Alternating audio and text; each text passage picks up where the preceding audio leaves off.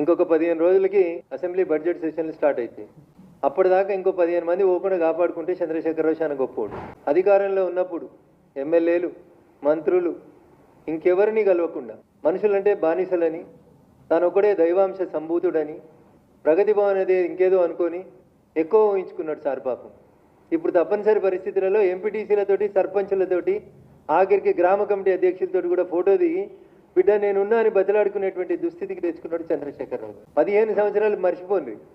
ఇప్పుడు అధికారంలో లేకుండా ఇంకొక 15 నెలలు మీ టీఆర్ఎస్ఓ బీఆర్ఎస్ఓ అసలు ఉంటుందా?